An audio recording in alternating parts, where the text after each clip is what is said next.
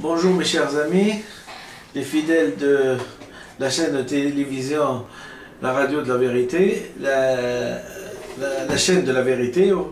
Hein? Je suis content de vous voir, j'ai un peu d'enthousiasme, peut-être un peu de satisfaction d'avoir vu que la démocratie s'installait petit à petit, mais sûrement hein, dans notre pays, et qu'on s'est réunis hier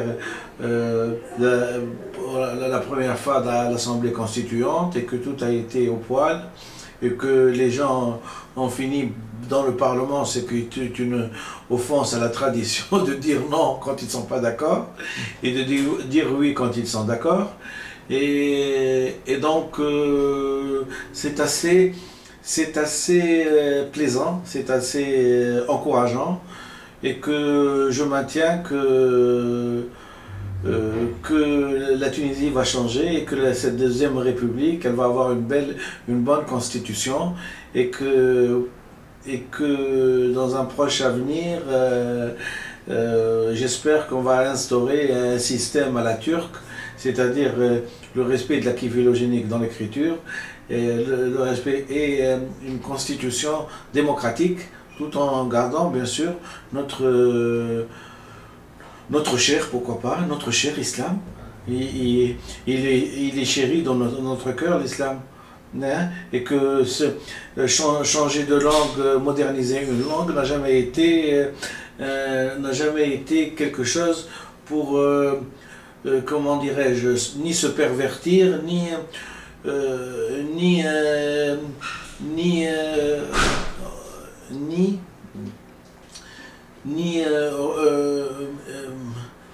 renier sa foi. La foi, c'est quelque chose d'assez intime. Ceci dit, et je vais encore utiliser un problème sur la liberté, puisque c'est une liberté d'expression, et que je suis tout à fait d'accord pour qu'on passe un serment, et qu'on fasse un serment, je suis libre de le croire et je vous invite d'abord à analyser ce que je vais dire. Bien analyser et être convaincu. Quand on fait un serment, c'est un signe d'allégeance. D'allégeance, parce que ce n'est pas renier ça. Je trouve que le serment en politique n'a presque pas le droit d'être. Pourquoi ? Parce que quand on dit un serment, en général, on est d'accord sur tout. Or, en politique, le propre de la politique, c'est qu'on n'est jamais d'accord sur tout. Mais quand on fait un serment, on perd un peu sa liberté. C'est-à-dire que même si je ne suis d'accord, je ne suis pas d'accord, comme j'ai fait un serment, eh ben, je vais être d'accord. Et on a vu que grâce à ce serment-là, hein, grâce à ce serment-là, Bourguiba, Ben Ali ont pu mener toute une population je sais pas moi, toute une population de 12 millions d'habitants dans la conquête du passé. C'est-à-dire qu'on les a trempés dans le sens de l'écriture, hein, et que quand on finit par avoir, quand on est sous serment, on ne peut pas défier les gens qui ont demandé à ce que le serment.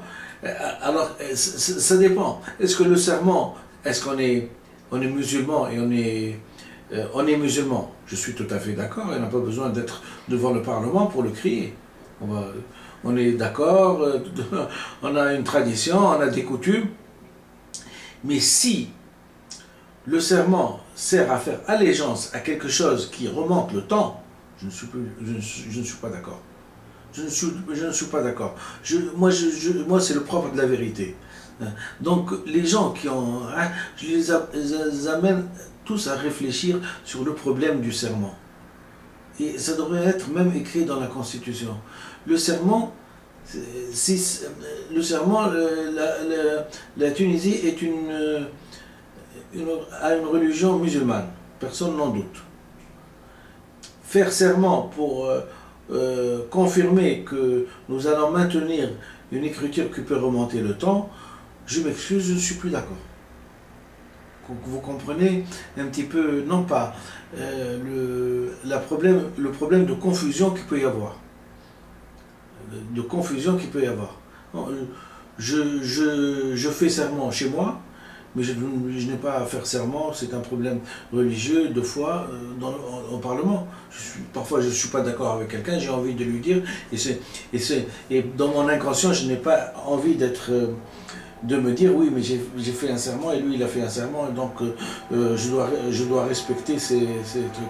Moi je la comprends comme ça. Il se peut que des gens ne la comprennent pas ça comme ça. Je leur donne la liberté. Et j'ai apprécié d'autant plus que peut-être que c'est un lapsus, que c'est un acte involontaire du président du Parlement de n'avoir pas prêté serment la première fois, mais il a prêté serment une deuxième fois. Il a fallu qu'on le menace presque. Pas qu'on le menace, mais qu'on lui rappelle. Volontaire ou pas volontaire, mais je trouve que pour tous les gens qui j'ai déjà émis le terme de traîtres qui nous ont dépassé, qui nous ont gouvernés, en disant qu'ils nous ont appris une langue qui remontait le temps, hein, et donc j'ai confirmé que c'est un peu de la traîtrise, qu'on le veuille ou non, hein, quand tu emploies des êtres humains à enseigner à des petits-enfants une névrotisation d'une langue, tu dois au moins t'assurer ce que tu dois mettre comme information dans la tête d'un petit gosse, parce que lui, il est irresponsable et toi, tu es responsable. C'est pour ça que le problème du serment est un peu difficile à gérer, comme on dit. Je n'ai pas eu besoin de serment pour aller étudier, pour aller analyser, pour aller mettre en doute tous les gens qui ont présenté un serment, dans le Parlement. Non. Moi, il faut me croire sur parole. Hein? Je n'ai pas besoin de serment, il faut me croire sur parole. Comme je suis un scientifique, hein, je démontre. Et comme je démontre, j'écris. Et comme j'écris, c'est pas de l'oral. C'est quelque chose qui peut changer une civilisation. D'accord?